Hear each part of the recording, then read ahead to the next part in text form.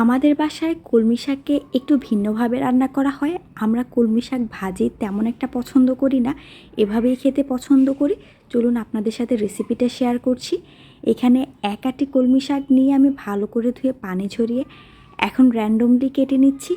আপনারা এটা চাইলে আপনাদের সুবিধা মতো যে কোনোভাবে কেটে নিতে পারেন, ছোট বড় কোনো সমস্যা নেই।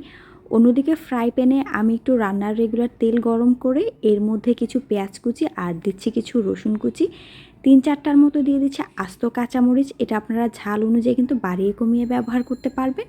আর এর মধ্যে দিয়ে দিচ্ছি কলমি শাকগুলো। এখন শাকগুলো দিয়ে এটাকে আমি ঢাকনা দিয়ে ঢেকে খুব ভালো করে ভেজে নিব।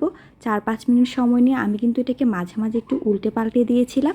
দেখুন এরই মাঝে আমার শাকটা ভাজা হয়ে গিয়েছে। আর এটাকে এখন আমি ঠান্ডা করে একটা ব্লেন্ডার জারের মধ্যে দিয়ে খুব ভালো করে ব্লেন্ড করে নিব, যাতে করে এর মধ্যে কোনো আঁশ না থাকে, একদম মিহি হয়।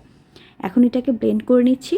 অন্যদিকে একটা বাটিতে এখানে আমি 1 চা চামচ শুকনো মরিচের গুঁড়া দিচ্ছি, সামান্য একটু পেঁয়াজ কুচি আর 2 চা চামচের মতো দিচ্ছি সরিষার তেল, স্বাদ অনুযায়ী দিয়ে দিচ্ছি লবণ। আমি কিন্তু আগে লবণটা ব্যবহার করিনি, সেক্ষেত্রে আপনারা লবণটা বুঝে ব্যবহার করবেন। এখন সবগুলো উপকরণকে একসাথে আমি ভালো করে মেখে নিচ্ছি। আর শুকনো মরিচের গুঁড়া ব্যবহার করছি, কারণ আমি শুকনো মরিচের গুঁড়াকে এভাবেই করে রাখি, আমি অনেক দিন পর্যন্ত সংরক্ষণ করে রাখতে পারি, আর এটা ব্যবহারেও সুবিধা হয়। এখন আমি যে শাকটা ব্লেন্ড করে রেখেছিলাম সেটা দিয়ে সবগুলো উপকরণকে একসাথে মেখে নিচ্ছি।